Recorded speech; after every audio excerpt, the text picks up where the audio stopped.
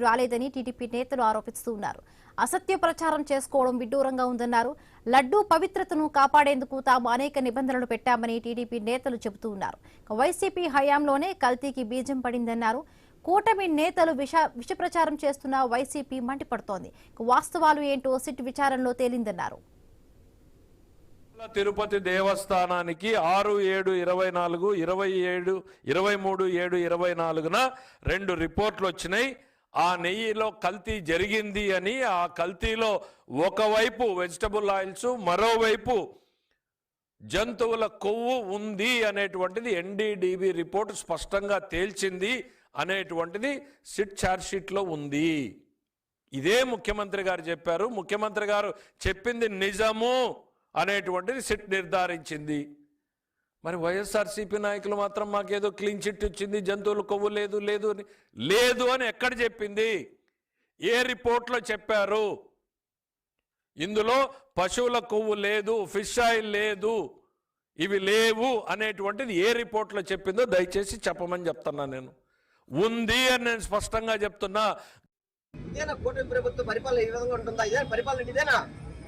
నువ్వు భారతదేశంలోనే నేనే సీనియర్ రాజకీయ నాయకుడు చెప్పుకుంటావు కదా. నువ్వు సీనియర్ రాజకీయాలు సీనియర్ కాదు, ఈ దిక్కుమాల విషయంలో సీనియర్ అవుతావు. నువ్వు ఈ దిక్కుమాల విషయంలోనే సీనియర్ అవుతావు అని చెప్పని తెలియపరచుకుంటే ఇప్పటికైనా కానీ చంద్రబాబు నాయుడు, పవన్ కళ్యాణ్, నారా లోకేష్, వెంకటేశ్వర స్వామి గారి విషయంలో చాలా జాగ్రత్తగా ఉండండి. ఇటువంటి తప్పులు పునరావృతం చేయబాకండి.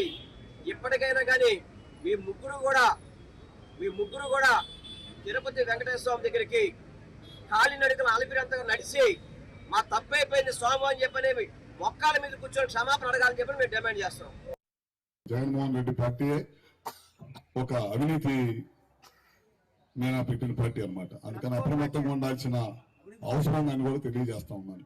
ఎందుకంటే నిన్న మొన్నట్లో మీరు చూస్తూ ఉన్నారు, కల్తీ నెయ్యి కాదు, అది నూనెలో నెయ్యి కలిపారు, నెయ్యి వాళ్ళది. అదేవిధంగా కొంత కల్తీ చేయటం, అవినీతి చేయటం. లాస్ట్కి తిరుపతికి ఒక పద్ధతి ఉంది. ఒక మనిషి వెళ్ళేటప్పుడు డిక్లరేషన్ ఇవ్వాల్సిన పద్ధతి ఇప్పటి కాదు, ఎప్పటి నుంచో తిరుపతిలో అదొక సాంప్రదాయం ఉంది. అలాంటి సాంప్రదాయాన్ని, గౌరవాన్ని తొంగలోకి పార్టీ అట్లాంటి పార్టీ అన్నమాట.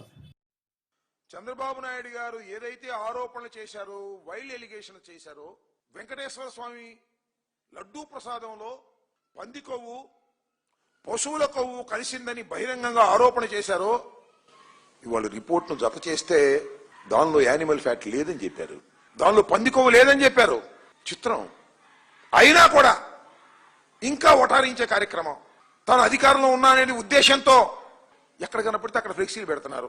జగన్మోహన్ రెడ్డి గారి బొమ్మ, కరుణాకర్ రెడ్డి గారి బొమ్మ, సుబ్బారెడ్డి గారి బొమ్మ పెట్టి మహాపాపులు అనేటువంటి ప్రచారం చేసేటటువంటి కార్యక్రమం చేస్తున్నారు. ఇది చాలా దురదృష్టకరమైనటువంటి పరిణామం అని కూడా ఈ సందర్భంగా నేను చెప్పదలుచుకున్నాను.